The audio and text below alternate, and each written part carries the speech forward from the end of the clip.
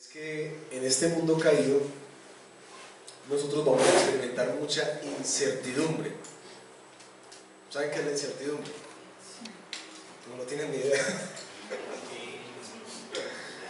Incertidumbre. Nosotros no podemos estar seguros de nada en esta vida. Bueno, sí tenemos una seguridad, pero de resto nada lo podemos controlar. Nosotros trabajamos muy duro para garantizar nuestro futuro, el futuro de los hijos, de la familia, por alcanzar los sueños, por evitar el sufrimiento, ¿no? En eso somos expertos, tratando de evitar el sufrimiento y por supuesto de alcanzar la felicidad. Pero no sé si se han dado cuenta que si de pronto alguno ha llegado al punto de como que ya lo alcancé, ya tengo lo que estaba buscando, lo que necesitaba en mi vida, uno vive una constante zozobra porque no puede retener la alegría, esas cosas que nos hacen apasionar el corazón, que nos hacen sentirnos vivos. Uno no puede evitar de ninguna manera esa zozobra que le genera este mundo, de que eso que de pronto ya atesoraste y lograste en un santiamén va a desaparecer, puede desaparecer. Y la verdad es que en esta vida nosotros enfrentamos demasiados riesgos. Cada día, cada evento, cada adversidad parece que amenaza o lo que anhelamos tener o lo que ya alcanzamos. Siempre vivimos como una constante amenaza, una constante sensación de que nosotros, a pesar de que queramos aferrarnos a eso, no estamos en control. Quizás la forma en que más nos damos cuenta de eso, o se nos quita el espejismo del control, es cuando vienen las crisis, ¿o no? ¿Cierto? Ahí es que todo como que, ay, ¿cómo así? No, yo no era Dios.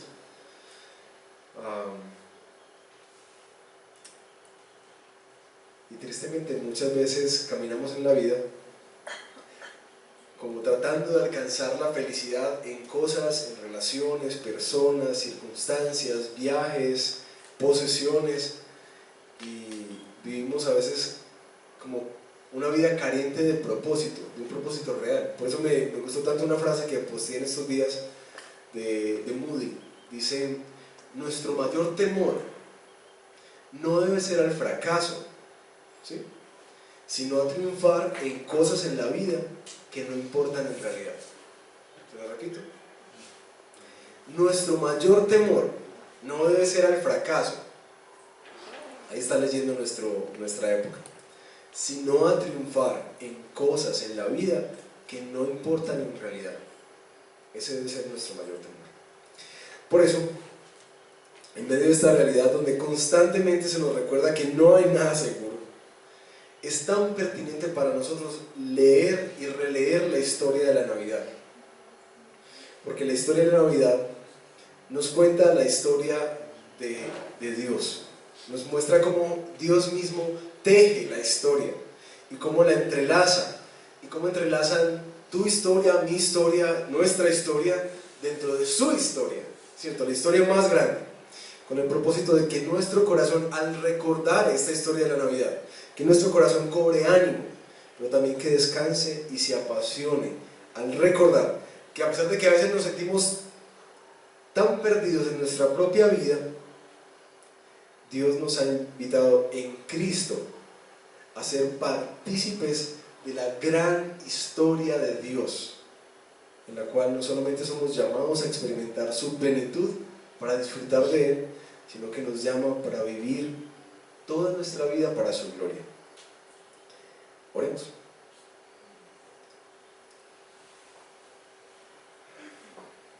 Señor, tú sabes que nosotros somos tan egocéntricos que pensamos que la vida se trata de nosotros y nos cuesta ver más allá. Somos miopes y te pedimos que la historia de la Navidad, por favor, abra nuestro entendimiento hoy, Señor, que quite ese espejismo y esa ilusión de pensar que todo el mundo gira alrededor de mí, de que tu máxima preocupación soy yo, y abre nuestro entendimiento, Señor, para que podamos comprender tu historia, la historia que has llevado a cabo desde la creación del mundo y que sigues hilando y construyendo con esos hilos frágiles y débiles que somos nosotros.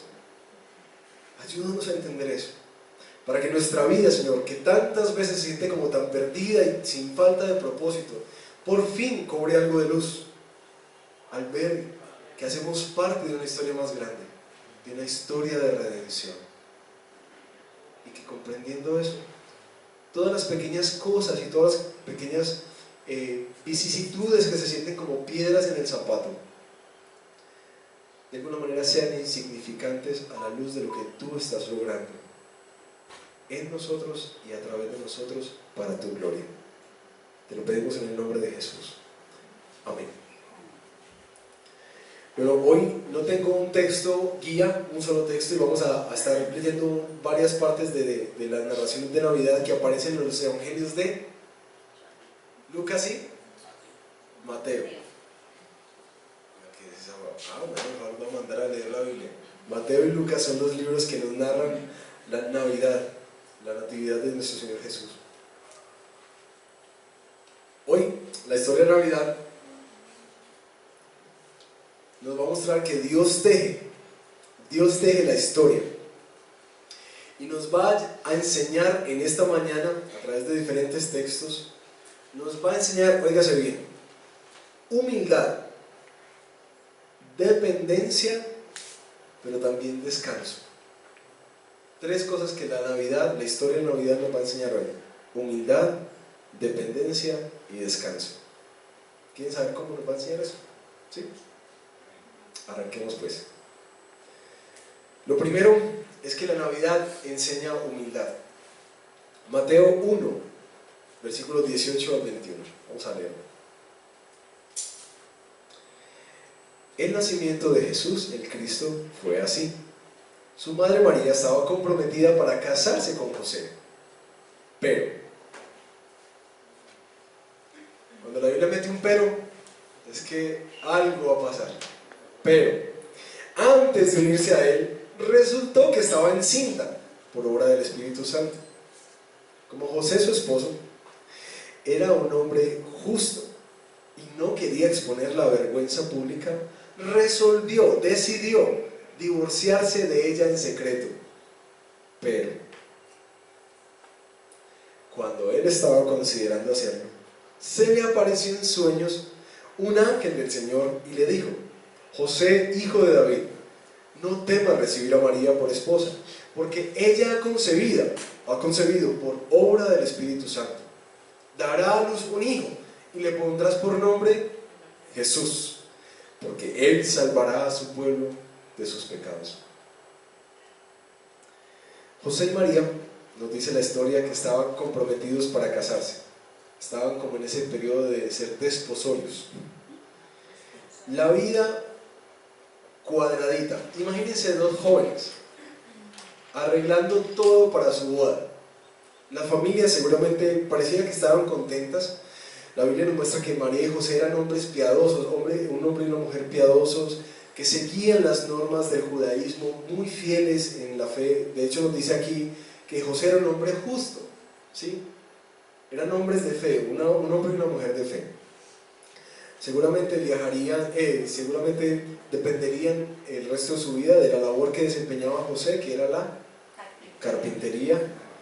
Y dicen algunos comentaristas que José parecía que tenía un terrenito por allá en Belén, que esa fue la razón también por la cual le tocaba ir hasta Belén para empadronarse, para el censo, porque tenía que declarar. El censo tenía como un propósito de mirar los impuestos. Tendrían hijos, irían a la sinagoga, al templo, seguramente levantarían esos niños en la fe, sirviendo de alguna manera en la sinagoga. Pero entonces aparecen los peros de Dios. Toda la vida cuadradita, todo estaba cuadrado. Pero, ¿ustedes conocen esos peros? Pero,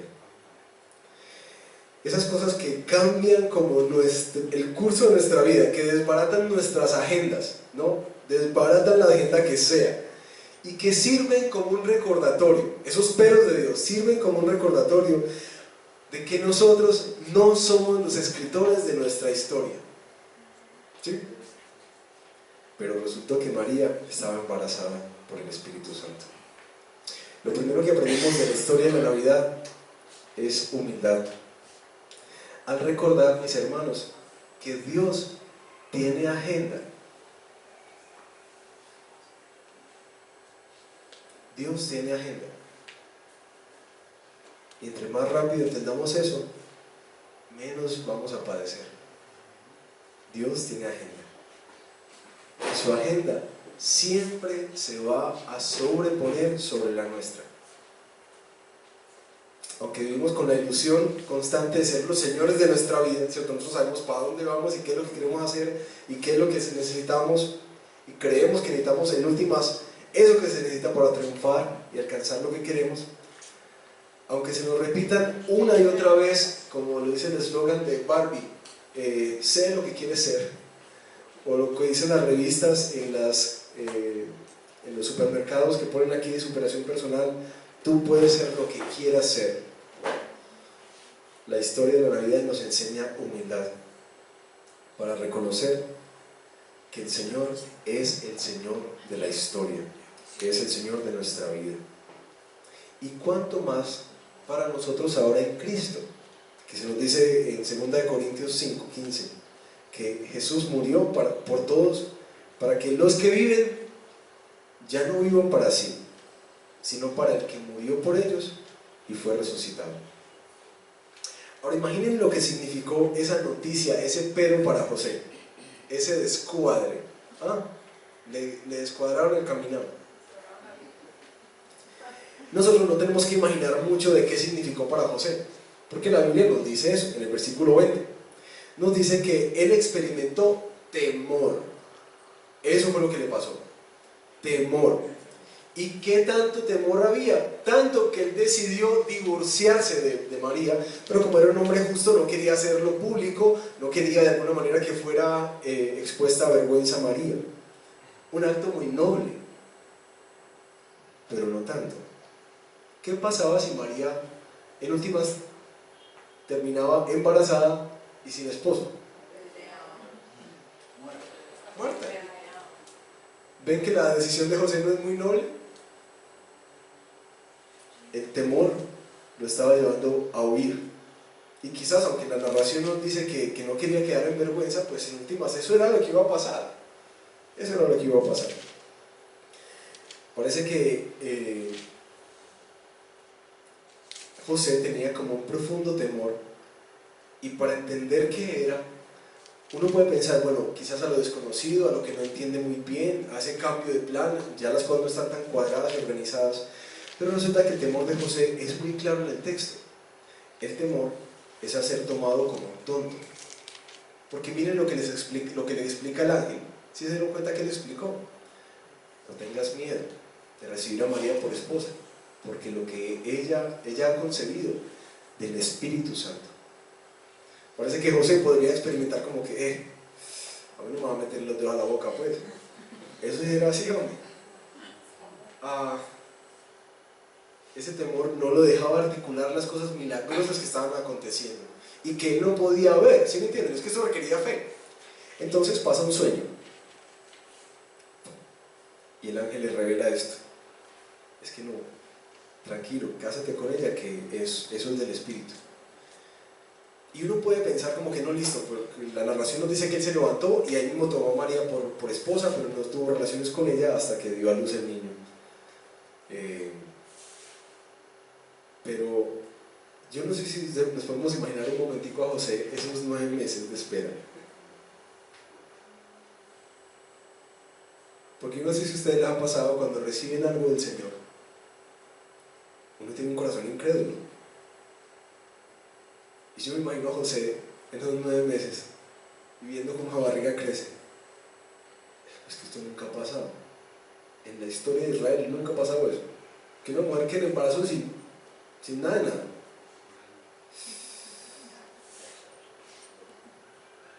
Y las vecinas chismosas de la época haciendo cálculos, pero venga a ver, se casó porque ellos no se habían casado y ya María estaba embarazada, ¿no? Esto estaba guardado aquí, alguna cosa. Con todo lo que tenía que luchar José en la época. Señor, esto sí será verdad. Y creo que una de las cosas que aprendemos en esto con José es que el temor es un poderoso motor para tomar malas decisiones. Cuando se nos descuadran los planes en la vida, lo primero que aparece es el temor. ¿Por qué? Porque uno no puede controlar las cosas. Pero lo que nos muestra este texto es que el temor es un mal consejero. Y piensen en eso. Piensen cuántas decisiones tomamos por miedo. Inmediatamente, en medio de las crisis, uno siente miedo y tú, lo primero que hace es tomar decisiones. ¿Impulsados por qué? Por el temor. ¿Eres consciente de eso? No. Eso pasa inconscientemente. Pero uno es de una, venga, que tengo que solucionar. Sí, esto tengo que encuadrarlo, a mí que no se me descuadre el caminado como lo tenía. Y en temor tomamos decisiones y son decisiones muy desacertadas, que muchas veces, como José, lo hubieran llevado lejos del plan de Dios, lejos de disfrutar lo que Dios tenía preparado para él. Pero por fortuna, Dios interviene en la historia y envía un ángel para hablarle en sueños a José y convencerlo de no ser guiado por sus temores, sino por la voz de Dios. La voz de Dios. Y aquí vamos para la segunda enseñanza. La Navidad nos enseña a depender. Una dinámica que rápidamente José aprendería en esta historia de la Navidad es a escuchar la voz de Dios. El ángel inicialmente se le aparece en el sueño y le dice eso, que reciba a María, pero una y otra vez durante la narración aparece el ángel de Dios en sueños, diciéndole: mira, huye para Egipto porque ya van a matar al niño. No, ahora ya se murió Herodes y ve hacia la tierra nuevamente. Y cuando va, otra vez el ángel se le aparece y dice: no vayas, que ya está a aquel lado. Entonces vete más bien, y se fue para Galilea. Una y otra vez, lo que aprendió José, que tenía todo tan cuadradito para su matrimonio, para su futuro hogar, lo que aprendió es a depender de la voz de Dios. Y es importante recordarnos aquí que cuando nuestras agendas son alteradas en la vida, el temor, la zozobra y la ansiedad siempre van a tocar a la puerta, siempre tocan a la puerta. Y la única forma de recobrar perspectiva en la vida, cuando todo se tambalea, es escuchando la voz de Dios. Mis hermanos, ojalá aprendamos rápido a hacer eso, porque la verdad es que el temor es la voz que más escuchamos. Ahora bien, yo sé que muchos anhelaríamos muchísimo que Dios nos hablara en medio de nuestros peros, en esas cosas que descuadran, que nos hablara tan claramente como lo hablaba José, ¿cierto? ¿Cuántos quisieran como que, bueno, ya nos descuadraste esto, pero Señor, en un sueño esta noche, dime entonces por dónde es? ¿No han orado así? Yo sí. Y muchas veces. Y Señor, pero decime, no me vas a dejar así. No me vas a dejar así descuadrado. Pero mis hermanos, algo que yo pensaba preparando esta predicación, es que no sé si les pasa o si se han dado cuenta de que muchas veces no es tanto que Dios no nos hable, sino que uno no toma el tiempo de escucharlo, o realmente uno no quiere escuchar a Dios. Pero pastor, ¿eso cómo va a ser? Sí. Nuestro corazón nos lleva a no querer escuchar a Dios muchas veces. Que no me descuadre ese caminado. Aquí una nota, eso fue lo que yo le dije a un pastor cuando estábamos tomando la decisión de venir a Belén, y me dijo, como ya teníamos el plan tan organizado, yo dije, no, ya por el resto de la vida vamos a trabajar como jóvenes, eso es el llamado del Señor para mí, pero era una cosa así ya afincada en el corazón. Y llega este pastor Paul, el pastor de Canadá, y me pregunta, bueno, ¿cómo estás con eso? Y yo, no, yo tranquilo, yo sé para dónde voy. Me dijo, sí, pero ¿no te parece que deberías orar por esto? Yo le dije, no, Paul, yo no voy a orar. Después el Señor me descuadra el caminado. Siempre lo hace, entonces yo no voy a orar por eso. Y Paul, muy sabio, me dijo, ¿tú crees que es sabio tomar una decisión sin escuchar la voz de Dios? Bueno, y me desbarató y Ya saben la respuesta. La otra cosa que quisiera resaltar aquí es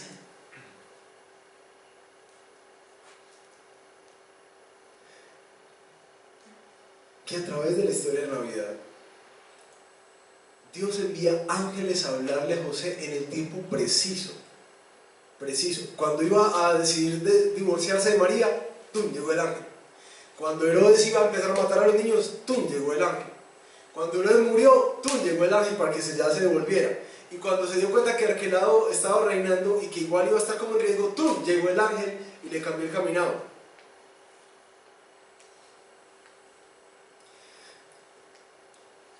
¿Será que Dios no conocía la historia? Pues no sabía que iba a pasar todo eso. Sí. Dios no lo está sorprendiendo como que ve, uy no, mira que pasó esto, uy no, mira que pasó esto. Dios sabe la historia, es omnisciente. ¿Por qué no le revela todo el plan de una vez? José, mira, María va a quedar en embarazo, pero te voy a decir, cásate con ella porque él va a ser el salvador del mundo, este niño que tiene. Pero en unos meses Herodes va a empezar a hacer esto, entonces tienes que salir para Egipto. Y más o menos en tantos años tienes que regresar de Egipto para poder habitar nuevamente en Jerusalén. Pero tienes que tener cuidado porque en unos días su hijo va a estar atentando contra Jesús nuevamente, entonces no que vayas a Galilea. Dios no le podía decir eso. Claro que sí, pero ¿por qué no se lo dice? Porque Dios, creo yo, quiere acabar con una de las cosas que más daño ha generado en nuestra vida desde la caída, y es nuestra constante independencia de Dios. Dios no nos revela nunca un plan completo. Siempre hay cosas que a veces son como un paso a la vez. Uno quisiera, pero no, dame más el panorama para saber cómo es que me organizo. No, un paso a la vez. Y eso, por la gracia del Señor, gracias al Señor que lo hace, porque nos enseña a vivir como fuimos creados para vivir, en dependencia absoluta de Él. ¿Les ha pasado eso? Que Dios nos revela el plan completo. Bueno, ya saben qué es lo que está haciendo, enseñándonos a depender. Y el último punto que nos enseña la Navidad es a descansar. Y esta es la parte que más me gusta de toda la historia de la Navidad. Me fascina esto y ha bendecido mucho mi vida en este año. La parte en la que recuerdo que solo hacemos parte de una historia más grande, que mi historia no es la historia, que la historia es la historia de Dios. Y eso ha traído tanto regocijo a mi corazón. Quiero que por favor hablen sus Biblias en Mateo. Le voy a pedir a 4 personas que me lean 4 versículos. Mateo 1:22. Otro que pueda buscar Mateo 2:15, la parte B. Otro Mateo 2:17 y otro Mateo 2:23, la parte B. A lo largo de la narración aparece repetidas veces que se está cumpliendo una profecía. ¿Quién tiene Mateo 1:22? Se pone de pie y lo lee fuerte. Adri, a ver. Mateo 1:22. Todo esto aconteció para que se cumpliese lo dicho por el Señor, por medio del profeta, cuando dijo: He aquí, una virgen concebirá y dará a luz un hijo, y llamará su nombre Emmanuel. Exacto, perfecto. Para que se cumpliera lo que el Señor había dicho, iban a hacer este niño así. 2:15b. O todos buscaron 1:22. 2:15b, Luz Mary. Donde permaneció. Sí. Eso, léelo así. Donde permaneció hasta la muerte de Herodes. De este modo se cumplió lo que el Señor había dicho por medio del profeta: de Egipto llamé a mi hijo. De este modo se cumplió lo que el Señor había dicho por medio del profeta. 2:17. No sé. Entonces se cumplió lo dicho por el profeta Jeremías. ¿Sí? ¿Qué es? 18. Se oye un grito en Ramá, llanto y gran lamentación. Es Raquel que llora por sus hijos y no quiere ser consolada. sus hijos ya no existen. Después de la masacre que desató Herodes para alcanzar a matar a Jesús, se cumple aún en esa tragedia lo que Dios había dicho. 2:23, la parte B. Cambio. Con esto se cumplió lo dicho por los profetas, lo llamarán Nazareno. Exactamente. Lo que nos muestra esta narración es que Dios estaba articulando y tejiendo meticulosamente su plan. Si se dieron cuenta, todo se cumplió de acuerdo a qué? A lo que Él había dicho a través de los profetas. Y quiero que contemplemos algunos detalles particulares de esta narración de la Navidad para poder aplicarla a nuestra vida. Lo primero es que para que se cumpliera la profecía de que el Mesías vendría del linaje de David, el padre del niño fue José, porque José era el que era descendiente de David. Específicamente eso aparece en Mateo y en Lucas. Jesús es hijo de David a través de José. Eso quiere decir que Jesús cumplió la profecía porque José adoptó a Jesús. ¿Sí? Miren lo intrincado de esta trama.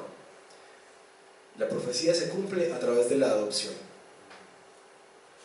Entonces José no se podía divorciar de María. Tenía que ser él.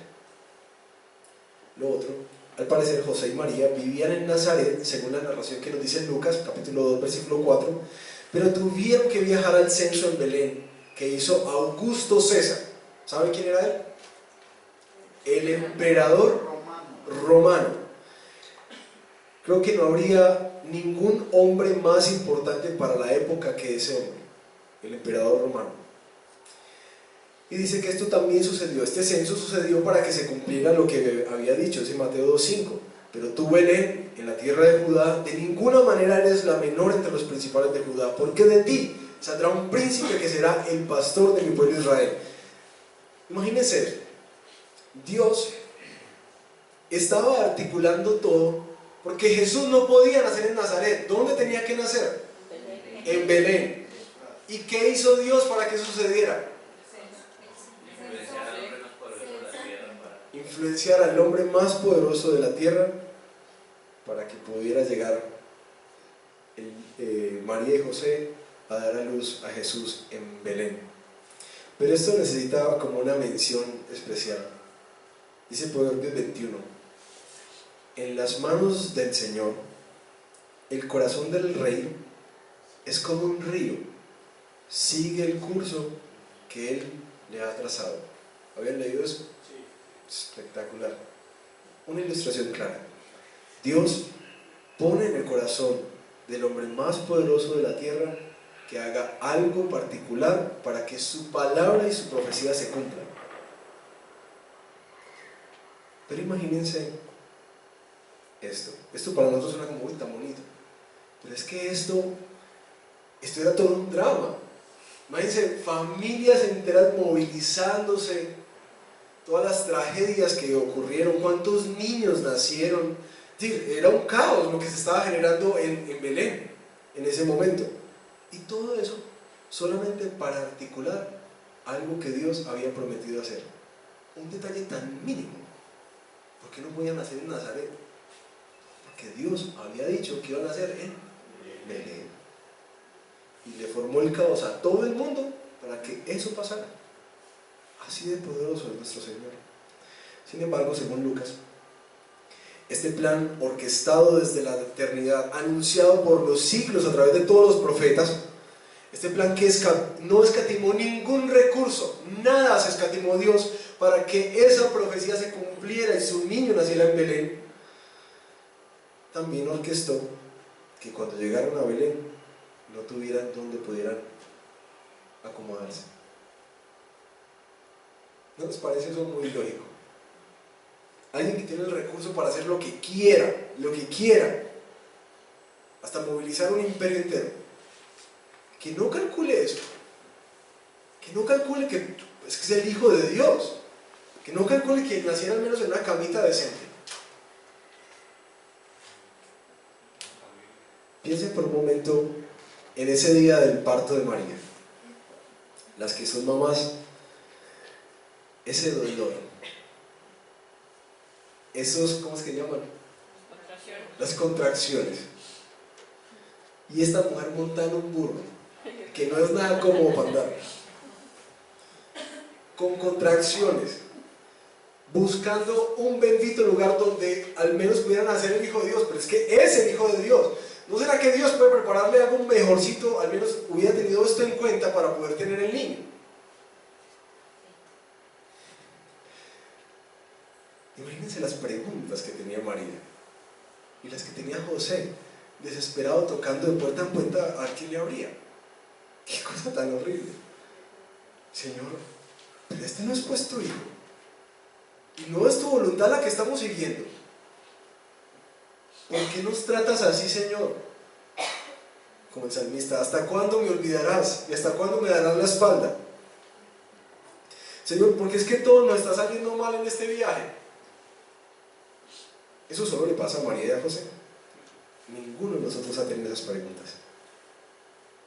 Obviamente, estas fueron posiblemente las preguntas, y preguntas que seguramente muchos años quedaron sin respuesta. Porque en últimas nadie les abrió la casa. Sino que, ¿qué pasó?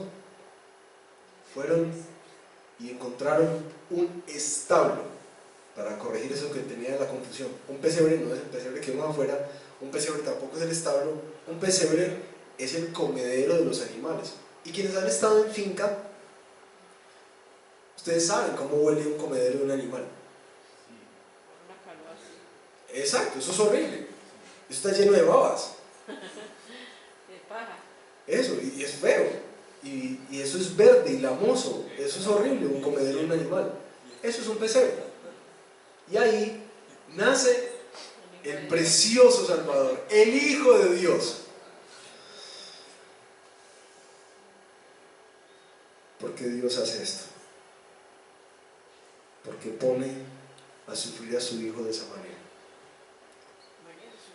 Una de las profecías que se hicieron sobre Jesús aparece en Isaías 53, versículos 1 y 2. Dice acerca de Jesús el profeta: creció en su presencia como un vástago tierno, como raíz de tierra seca. No había en él belleza. ¿En quién? En el niño no había belleza, ni majestad alguna. Su aspecto no era atractivo, y nada en su apariencia lo hacía deseable. Despreciado y rechazado por los hombres, varón de dolores, hecho para el sufrimiento. Todos evitaban mirarlo. Fue despreciado y no lo estimamos. Leyendo este texto dentro del contexto de la Navidad, creo que no solamente hacía referencia a la crucifixión, hacía referencia a su vida entera, desde el nacimiento. No había majestad, no había apariencia que lo hiciera deseable. Todo el mundo vio, y solamente los sabios de Oriente y unos pastores fueron los que llegaron a adorarlo. Pero es que este niño era un niño hecho para el sufrimiento. Como dice John Piper, nuestro Salvador no tomó atajos a la cruz. El costo de nuestra salvación, implicaba la identificación de Jesús con todas las experiencias humanas de esta realidad caída, con todas, en especial con el sufrimiento. ¿Para qué? Para que pudieras tener un Salvador que sabe exactamente qué sientes en cada situación de la vida.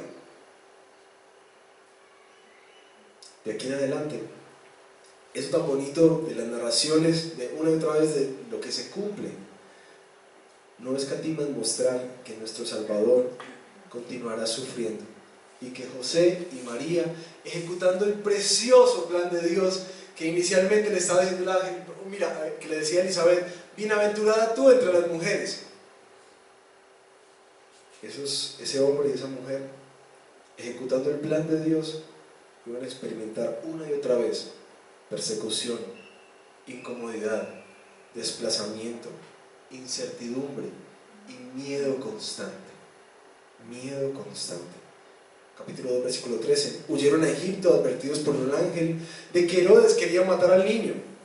¿Acaso Dios no podía defenderlo? Es que así se cumplió lo que había dicho Dios: de Egipto llamé a mi hijo. Capítulo 2, versículo 19. Después de que muere Herodes, un ángel los envía de vuelta a Israel. Pero luego les advierte que Arquelao, el hijo de Herodes, reinaba. Entonces van a Nazaret. Y de esta manera se cumplió lo dicho por los profetas, que los llamarían Nazareno. Esto, mis hermanos, nos enseña tres cosas trascendentales acerca del descanso. El descanso viene cuando entiendes que la historia no se trata de ti. No es nuestra historia la que Dios está construyendo. Si de pronto, por alguna razón, alguno de nosotros piensa de que es la historia mía, lo que más le importa a Dios, son mis calamidades, mis sufrimientos, mis sueños, mis deseos, lo que más le importa a Dios, pues déjame decirte que no. El descanso viene cuando entiendes que nuestra historia es Dios el que la está construyendo y que la está articulando. ¿Para qué? Para cumplir su propósito, llevar a cabo su historia. Como tal, la única forma de entender nuestra propia historia es a la luz de la historia que Él está llevando a cabo.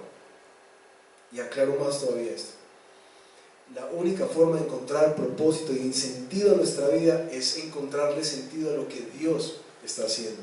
Es ver cómo esto que está pasando se articula con lo que Dios está haciendo, y no solamente en nuestra vida, no seamos tan miopes, sino en su historia. Lo que está llevando a cabo en tus hijos, en tu hogar, en tu familia extendida, en tu lugar de trabajo, todo lo que Dios hace, bendiciones y sufrimientos, los está articulando en una historia más grande que tú. No se trata de ti, se trata de la gloria de Dios. Y muchos de ustedes lo han experimentado con Dolores, que Dios está llevando a cabo su historia, que es perfecta. 2. Es que el buen plan de Dios siempre va a contemplar el sufrimiento. Filipenses capítulo 1, versículo 29. Porque a ustedes se les ha concedido no solo el creer en Cristo, sino también el sufrir por Él. Esa es una de las promesas que uno tiene que anotar por ahí. No solamente se nos da el creer en Jesús, sino también el sufrir por Él. Y tercero, sus promesas siempre se han cumplido y sus promesas siempre se cumplirán. Y esto es un descanso enorme para nuestro corazón, porque hay una promesa que todavía falta por cumplirse, y es la promesa de su venida, de ese momento en donde la creación entera será restaurada, donde todos los llantos y dolores y sufrimientos por fin menguarán. Eso no va a pasar acá, eso va a pasar cuando Él restaure su creación. Y gracias al Señor que sabemos que Él minuciosamente articulará todo para que eso suceda. Eso trae descanso en que también lo que el Señor se ha propuesto llevar a cabo en nuestra vida lo cumplirá. Y yo quiero, mis hermanos, y oro que el Señor traiga descanso a tu corazón, de que Él va a cumplir lo que se ha propuesto hacer, no lo que tú estás pidiendo, no lo que tú anhelarías que pasara, sino lo que Él quiere hacer. Y yo no sé para ti, pero para mí eso es un descanso enorme, porque sentir que mi vida depende de mis limitados recursos, de mi torpeza, de la forma tan corta que yo tengo de ver la vida, sería horrible. Pero saber que Dios articulará mi historia para cumplir su historia, y que eso va a repercutir en muchas más bendiciones para muchas más personas, eso me da tanto descanso, como que el Señor sabe que yo le entrego las llaves. Yo prefiero tu historia a la mía. Y oro que el Señor nos madure a tal punto que uno pueda vivir la vida así, Señor, vamos para adelante, en lo que tú quieras. Y ayúdame a entender cómo es que mi vida se articula en lo que tú estás haciendo. Quizás para María y José, todas estas cosas las vinieron a comprender muchos años después. La narración de Mateo dice que María atesoraba todas estas cosas en su corazón. Pareciera que muchos años después fue que todo eso como que se empezó a engranar, como que todo, mira, y que todo esto que decía de los profetas que se estaba cumpliendo, como que después, porque el Evangelio fue escrito mucho después. Mira, claro, es que esto fue por esto y esto por esto, y con razón, mira, nosotros como estábamos sufriendo ese día, con los dolores y maldiciendo a Dios y de todo, y mirad lo que estaba haciendo, con razón.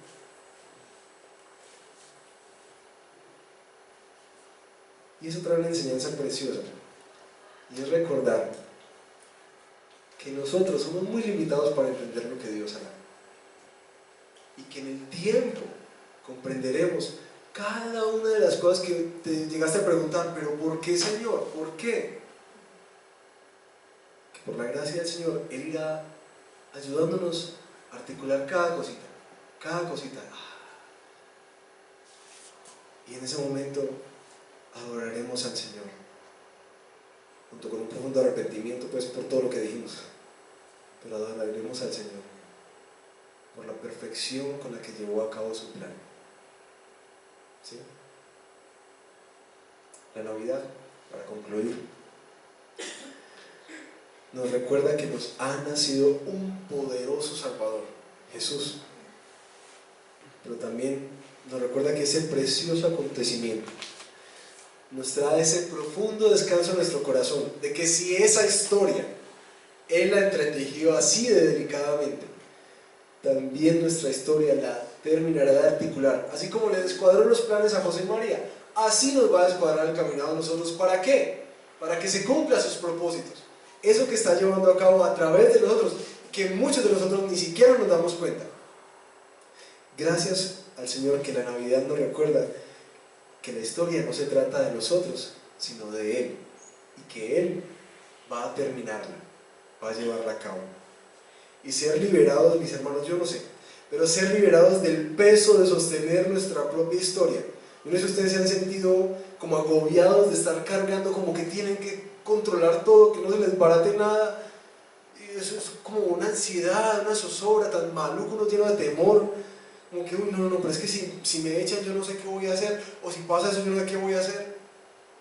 Saber que tu historia la tiene otro, que la está escribiendo otro, que es perfecto, y que no escatima recursos en hacer lo que quiere hacer, eso es un descanso muy grande para la vida. Eso trae gozo, trae tranquilidad, humildad. Pero una de las cosas más lindas que hace es que dejemos de gastar nuestra vida en lo que no importa, para que empecemos a orar sabiendo que hemos sido invitados a ser parte de la historia de Dios. Nos invita a nosotros, hilos frágiles, débiles y descoloridos, pueden ser tejidos para brillar para la gloria de Dios. Y Él murió para que los que viven ya no vivan para sí, sino para el que murió por ellos y fue resucitado. ¿Qué lugar estás ocupando tú en la historia de Dios? Y piénsalo por un momento. Quizás para muchos puede ser la primera vez que escuchan que es que a Dios no le importa tanto nuestra historia sino su historia. Y para muchos quizás nos estemos dando cuenta que nosotros no somos el ombligo del mundo.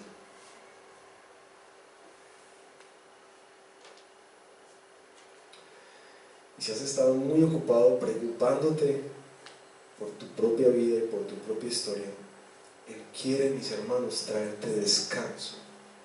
Él quiere traerte descanso. Ese descanso viene cuando sabes que Él tiene el control y que Él tiene propósito. Pero eso debe pasar primero, nuestra vida tiene que pasar primero por romper la ilusión que nos creó el pecado, de que nosotros somos los señores de nuestra historia, que nosotros decidimos cómo es que se hacen las cosas y para dónde vamos. Eso es lo primero de lo que tienes que arrepentirte, de lo que tenemos que arrepentirnos. De esa autosuficiencia, la autonomía, del hecho de que vivimos solamente para nuestra propia gloria y beneficio. Debemos empezar entonces por el principio: arrepentimiento y fe. Y fe. El Señor nos llama entonces a recibir este precioso Salvador que nos ha nacido, el único que puede romper con ese engaño de la autonomía, de la autosuficiencia y de vivir tu vida para ti, de desperdiciar tu vida viviéndola para tu beneficio. Y ese Salvador nos rompe las cadenas de ese egocentrismo para liberarnos. ¿Para qué? Para deleitarnos en Él, viviendo para su gloria. Oremos. Señor, gracias por tu palabra que nos ubica en la vida, Señor. Y oro que en el nombre de Jesús tu Espíritu Santo nos ayude a articular quizás esas quejas, pero también quizás esos sueños, esos esfuerzos que estamos haciendo, articularlos dentro de tus planes y propósitos, de lo que tú estás llevando a cabo. Yo te ruego en especial por esta comunidad, que tú nos des la gracia de ser hombres y mujeres, familias, que piensan en el propósito de Dios, en la historia de Dios y en el papel que está ocupando cada uno en ella. Líbranos de vivir la vida desgastada en lo que no vale, y alienta nuestro corazón y dirígenos con tu Espíritu para gastar nuestra vida para tu gloria, sabiendo que todas las cosas son satisfechas ya en ti, en Cristo, que es la plenitud de Dios. Bendícenos hoy, Señor, al salir de acá y al llegar a nuestras casas, a nuestros vecindarios, con una visión renovada de lo que tú nos estás invitando a hacer, el papel que ocupamos en la historia de nuestras familias, de nuestros vecinos, de nuestra ciudad. En el nombre de Jesús.